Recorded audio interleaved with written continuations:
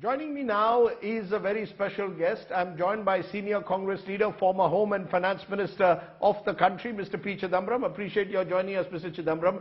Rahul Gandhi now not just disqualified, but he's been asked to vacate his official bungalow as well by the Estates Department.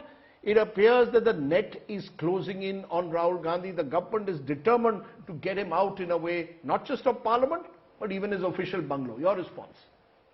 All this was expected. In fact, it was expected on the date the judgment was pronounced.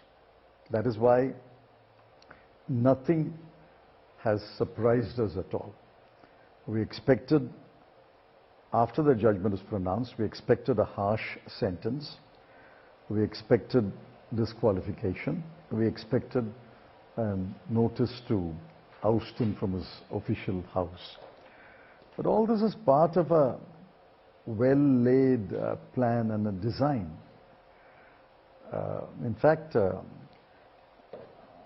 what has happened is, if you sit back and look at it, the law has been set in motion only to disqualify him.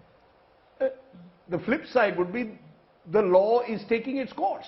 The fact is he has been convicted. 2 years is the conviction, leads to automatic disqualification, now leads to him being asked to vacate his bungalow. The government is saying, look, we have nothing to do with it. It's the Surat Court which convicted Rahul Gandhi. Please don't say that this is part of a design or a conspiracy. 3 mistakes in your statement. It is not the law is taking its course. Tell me one case. As I said, I have not come across any case in my experience where for slander, not libel, it's only slander, verbal defamation, any court has imposed the maximum punishment of 2 years upon the accused. I know of no case, and I've checked with my colleagues, judges, hardly anyone is able to remember or recall any case. No, are you questioning the bona fides of the Surat Court, suggesting that in some way the Surat Court was managed? I'm not saying that. That's for your viewers and readers and each citizen to draw. I'm only stating a fact. To the best of our knowledge, there has been no case where for slander the maximum punishment of 2 years has been imposed. That is a statement of fact. I may be wrong, prove me wrong. Number 2, the very judge suspended his sentence. Therefore, there is no sentence today. There is only a conviction. There is no sentence. So the law cannot take its course, to use your words. The law cannot move forward to disqualify him. There is no sentence. But that is a legal issue which will be resolved in due course. The third error is, in your statement, is that any person convicted and sentenced shall be disqualified. It's not shall stand disqualified. Shall be disqualified. Somebody has to disqualify him. I want to know who disqualified him. Lok Sabha Secretariat. I'm coming to that. It's not the President of India. It's not the Election Commission. It is not the Honorable Speaker of the Lok Sabha. A Secretariat will disqualify. I mean, there must be some authority which has to sign that piece of paper and say, I, in exercise of my powers, disqualify you. So you're saying due process has not been followed? No. You believe that this is not process. Process is procedure. I'm talking about possible manifest injustice. So you're saying there has been possible manifest injustice done to Rahul Gandhi. Some would say the entire process of disqualification in a way has got weaponized and gone into sort of fast forward mode. The flip side is the Congress got caught napping. No. That the Congress was not prepared for a situation as has happened. All the legal strategies, the legal brains like yourself, Dr. Singhvi, you all were simply not prepared for what was likely to happen. Wrong. We were fully prepared after this case was fast-tracked, and on the date of judgment, we were all fully prepared that this is the kind of punishment that may be awarded, and the consequences will follow, haste post haste. So what's your legal strategy now? Because one element, the BJP has been saying this interestingly, that when Pawan Khera found himself in the crosshairs of the law, the party went immediately to the Supreme Court, got him relieved. Now 100 hours later, on Rahul Gandhi, we still don't know, is the Congress going in appeal to the Sessions Court or not? Only an ignorant person will make the comparison between Pawan Khera's case and Rahul Gandhi's case. I'll tell you why. Pawan Khera was being detained and about to be taken to Assam or somebody, depriving him of his liberty. And therefore we had to rush to the Supreme Court under Article 32 of the Constitution. That was a way open to us. Here, the only way, underline only way to appeal against the judgment of the Surat Court is to go to the district court. So you all will go to the district court? Of course. You all will seek relief and a stay on the conviction and sentencing. Are you convinced that Rahul Gandhi therefore will get back his membership? I don't know. We have to wait for the district court's judgment, and then there is the High Court, and then there is a Supreme Court. But mark my word, eventually he will get justice. Eventually he will get justice. In the meantime, what is the Congress's political strategy? Is it to go to the people? Is it to... Because we don't see any large-scale protests. Certainly not the public out there isn't protesting. They are not involved in Rahul Gandhi's disqualification. They've stayed out of it. Public have not come to protest on any issue in the last several years. We've had farmers protest. Only farmers. Only farmers. Even then, the public did not come in support of the farmers. When the, CAA law was made, only the Muslims came out to protest. So unfortunately, we have come a long way from the days of the freedom struggle, when the lower middle class, the middle class joined Gandhiji's struggle and came to the streets. I'm surprised and I'm disappointed.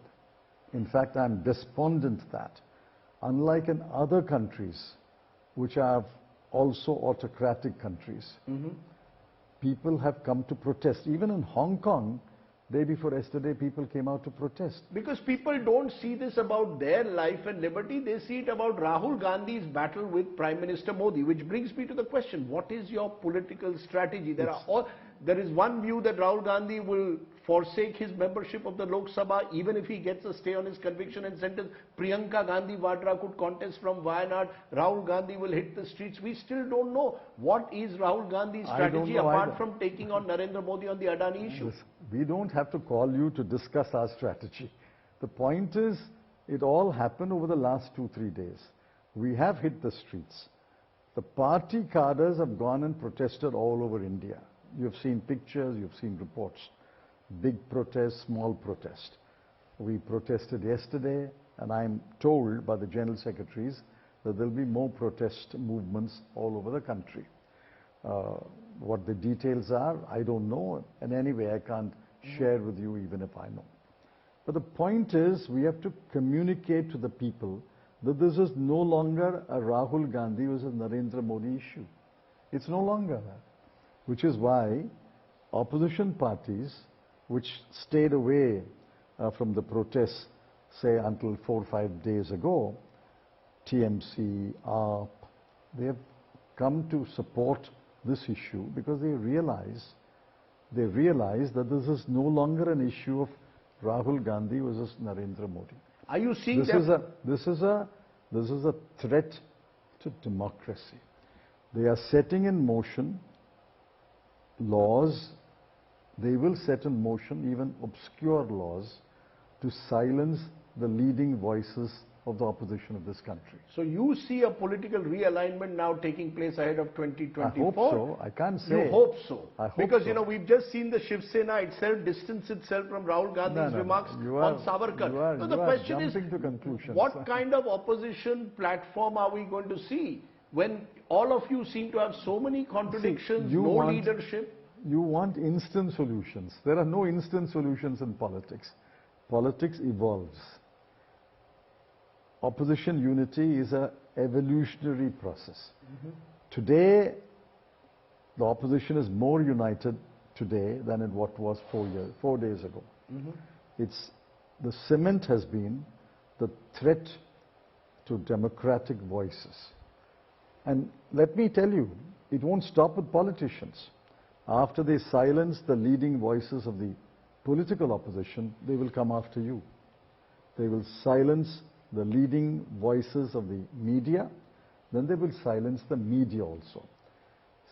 See, India has got many, many laws. Government is going to say, listening to you, Mr. Chidambaram is engaging in scaremongering. He's scaremongering. I am not scaremongering. This is the party which in 1975 imposed the emergency. No, again you go back to the emergency. This is how, you know, that the no Congress party should not talk about democratic rights. They have no argument. If we are even in the year 2075, they will invoke emergency. 2175, they will invoke emergency. This is rubbish. This is rubbish. Emergency was an aberration. Indira Gandhi apologized. The Congress party apologized. And the matter is over. Now we are facing an undeclared emergency. Let's discuss the present challenge and the present crisis rather than harking back to 45 years ago. So let me ask you in conclusion, do you believe this is a turning point in the political discourse in this country ahead of 2024, or would you concede that Mr. Modi still remains in pole position to become the next Prime Minister for a third time, and the Congress is still fighting with its back to the wall? You seem to have answers to every future event. I don't have a, what is that? Crystal ball. Crystal ball to look into that. All I can say is, Mr. Narendra Modi, the Honorable Prime Minister, is indeed in a position where he seems to be able to command the support of the people and command the control of his party. And as some would say, even command the institutions of the state, be that as it may. Now, the opposition to this has to be built over a period of time. I see signs of such an opposition building up. Whether it will eventually build up to a formidable opposition to take on the Leviathan, which is the BJP, I can't say. But I know, I can feel it in my bones, if there is one opposition candidate against every BJP candidate, the contest in 2024 will be much closer than you think. And you believe that Rahul Gandhi will garner sympathy if the government goes for him in this manner? I think he has gained the respect of the people of India, at least the middle class, poorer classes, through his Bharat Jodo Yatra. You can dismiss it, but I've been part of the Yatra in 2-3 places. I've seen that. He has gained the respect of the people for his grit and determination. Now, I think this kind of device or stratagem to silence him will gain sympathy from him. Now, which sections will sympathize with him, which sections will take time, I cannot say. But I can speak for my state, Tamil Nadu. I think there is tremendous sympathy for Mr. Rahul Gandhi after the last 4 days' events. We'll wait and see how all of this translates on the ground. For now, Mr. Chidambaram, for speaking to us, thank you very much. Thank you. P. Chidambaram, the senior Congress leader, as events around Rahul Gandhi unfold rather quickly. Rajdeep Sardesai for India Today.